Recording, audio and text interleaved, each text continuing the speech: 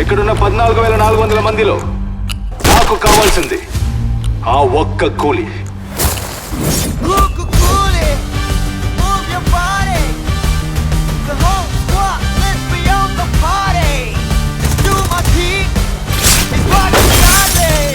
దేవా గురించి తెలిసి కూడా గేమ్స్ ఆడతావురా?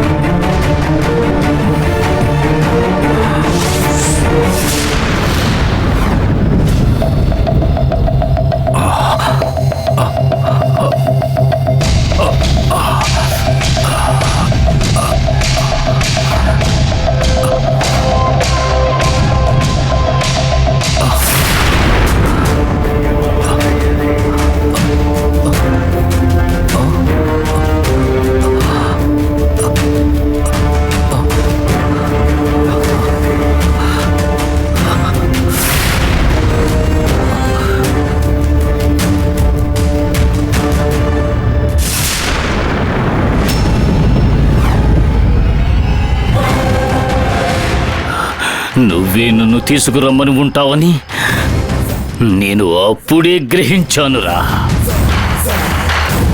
కానీ ఇకపై నువ్వు ఊహించనివన్నీ జరుగుతూ ఉంటాయి.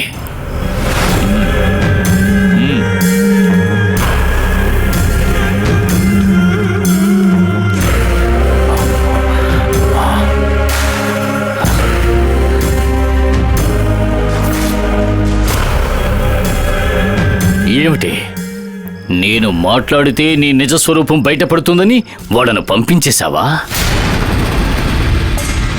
ఇకపై నువ్వు ఎంత దాచాలని ప్రయత్నించినా నీ గుట్టు రట్టవుతుంది. నా ఇల్లు కనిపెట్టి పరమ ముష్టోళ్ళ ఆ పుట్ట కోసం వచ్చావు. పుట్టలో ఉన్న దరిద్రం నీకు కావలసింది కదా అని వదిలేశాను. ఆ తర్వాత తరచూ రావడం మొదలుపెట్టావు. పిచ్చోడు కదా, ఏం చేస్తావులే అని పట్టించుకోకుండా వదిలేశాను.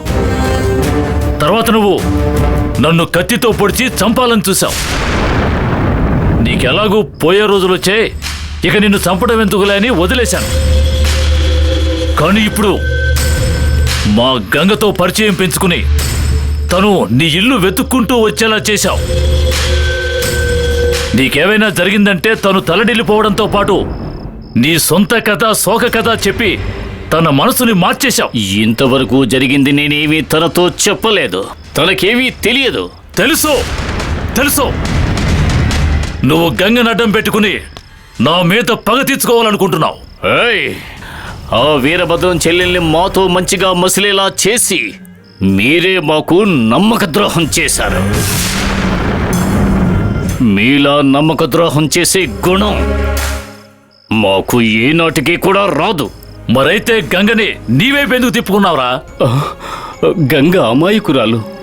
ఏదో నా రూపాన్ని చూసి తనకి నా మీద జాలి కలిగిందే కాని నువ్వనుకున్నట్టుగా ఏమీ లేదు. తను ఎవరి కోసమో నిన్ను, నీ కుటుంబాన్ని వదిలిపెట్టదు. వదిలేసిందే.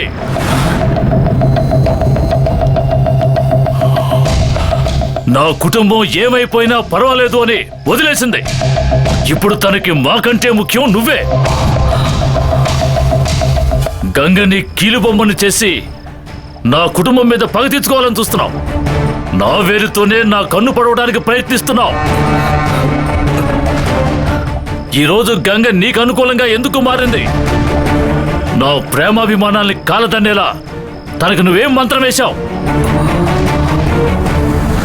చెప్పు. గంగి విధంగా ఎందుకు ప్రవర్తిస్తోంది? నాకు తెలియకుండా రహస్యంగా తన చేత ఈ పనులు ఎందుకు చేస్తున్నావో మొత్తం రహస్యం అంతా నాకు తెలియాలి. చెప్పు. లేని జవాబుని ఎలా చెప్పమంటావు? నందిని నాకు ఎలా విశ్వాసపాత్రురాలో అలాగే గంగా నీకు విశ్వాసపాత్రురాలు. నా నందినిని ఎలాగైతే నువ్వు నాకు వ్యతిరేకంగా మార్చలేవో అదే విధంగా నీ గంగని నేను నీకు వ్యతిరేకంగా మార్చలేను.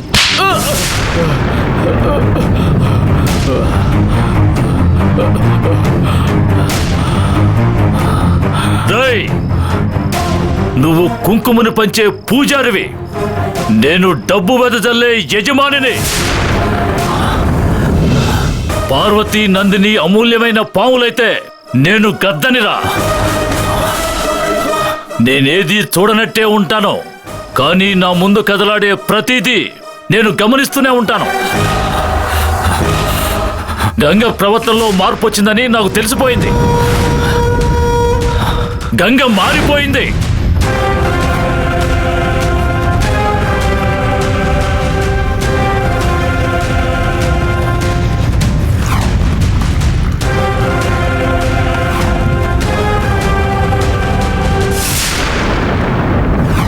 గంగని నువ్వు మార్చేశావు. నాకు విరుద్ధంగా ఏదో చేయించాలనుకున్నావు. నీ మాట విని తను కూడా నాకు విరుద్ధంగా ఏదో చేస్తోంది. చెప్పు, గంగ చేత నువ్వు చేయిస్తున్న కుట్ర ఏమిటో నాకు తెలియాలి. చెప్పు. గంగ ఎటువంటి కుట్ర చెయ్యలేదు. తను నేనేమీ చెయ్యమని చెప్పలేదు.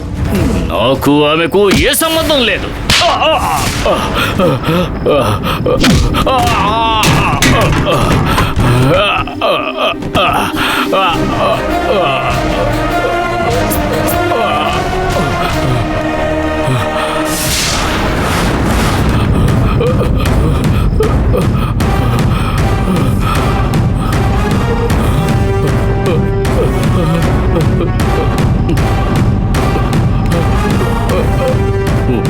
వద్దు రాజశేఖర్, నన్ను కొట్టద్దు. నన్ను కొట్టి ఇంకా నువ్వు పాపాన్ని మూట కట్టుకోవద్దు. వద్దు, నన్నేమి చెయ్యొద్దు. చెప్పేది విను. వద్దు వద్దు. గంగ ఏం చేయబోతుందో నేను కనిపెడతాను, కానీ నాతో నిజం చెప్పని నువ్వు ప్రాణాలతో ఉండకూడదు. నీ పార్వతి ఎక్కడికి వెళ్ళిందో, నీ భార్య బిడ్డలు ఎక్కడికి వెళ్ళారో అక్కడికే నువ్వు కూడా వెళ్ళరా. నేను పుట్టలో బంధించిన నందినికి కావలసిన వాడు అంటూ నువ్వొక్కడివే ఉన్నావు. ఇక మీదట నువ్వు కూడా ఉండవు. ఈ నిమిషం నుంచి నందిని అనాథ. నన్నేం చెయ్యొద్దు, నన్నేం చెయ్యొద్దు, నన్నేం చెయ్యొద్దు. నేను నిజం చెప్పేస్తాను. నాకు గంగకు ఉన్న సంబంధం ఏమిటో నేను చెప్పేస్తాను. చెప్పు. గంగ నీ కోడలని నువ్వు అనుకుంటున్నావు, కానీ గంగ నీ కోడలు కాదు. గంగని నువ్వు పెంచిన అమ్మాయి అనుకుంటున్నావు, కానీ తను నువ్వు పెంచిన అమ్మాయి కాదు. నిజం చెప్పాలంటే తను అసలు నీ గంగే కాదు.